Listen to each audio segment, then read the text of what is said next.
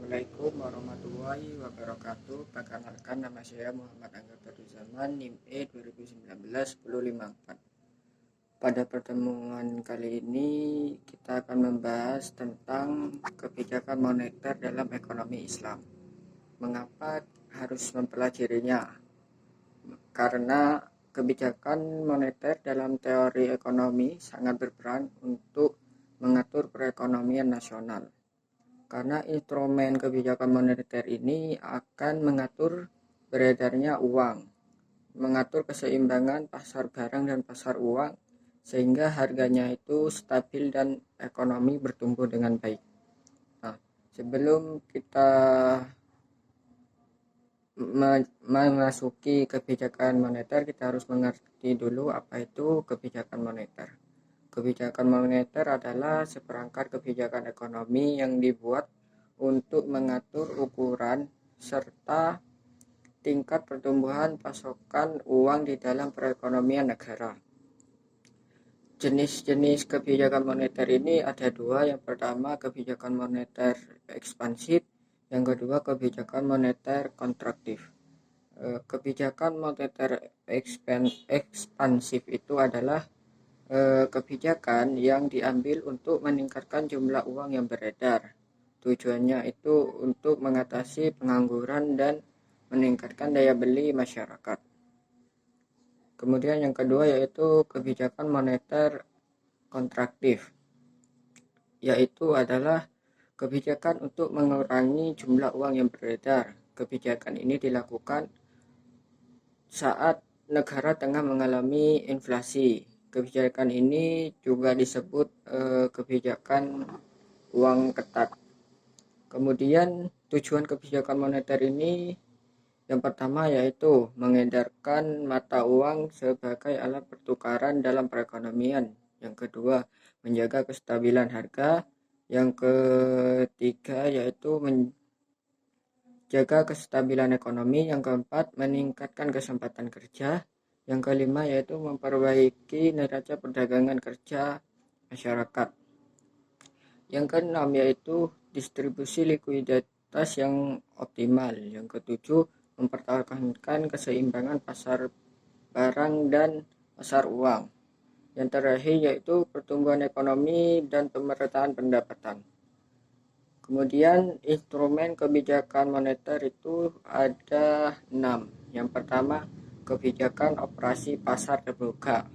Artinya, pemerintah mengedarkan pasar terbuka. Contohnya, pemerintah membeli obligasi yang ada di masyarakat agar uang itu beredar di masyarakat. Kemudian yang kedua, kebijakan diskonto. Yang ketiga yaitu kebijakan cadangan kas. Yang keempat, kebijakan kredit ketat. Yang kelima, kebijakan dorongan moral. Dan yang terakhir, penyesuaian tingkat suku bunga. Kemudian beberapa mazhab instrumen kebijakan moneter dalam ekonomi Islam. Yang pertama, mazhab pertama atau istisauduna adalah mazhab yang dikembangkan Muhbakir As-Saudar. Yang kedua yaitu mazhab mainstream atau mazhab yang dikembangkan ekonomi-ekonomi lain seperti Capra, Abdul Manna, Yusuf Qaradawi dan lain sebagainya. Dalam mazhab istisauduna itu menyatakan bahwa tidak ada kebijakan moneter, karena dalam istisauduna itu ada bentuk tersendiri dalam Islam. Jadi tidak diperlukan suatu kebijakan moneter karena sistem perbankan hampir tidak ada, penggunaan uang sangat minim. Kemudian yang kedua, mazhab mainstream menyatakan bahwa kebijakan moneter pemerintah adalah maksimalisasi alokasi sumber daya untuk kegiatan ekonomi produktif. Al-Quran melarang praktek penumpukan uang karena membuat uang tersebut tidak memberikan manfaat terhadap peningkatan kesejahteraan masyarakat. Oleh sebab itu, mazhab ini merancang sebuah instrumen kebijakan yang ditujukan untuk mempengaruhi besar kecilnya permintaan akan uang agar dapat dialokasikan pada peningkatan produktivitas perekonomian secara keseluruhan.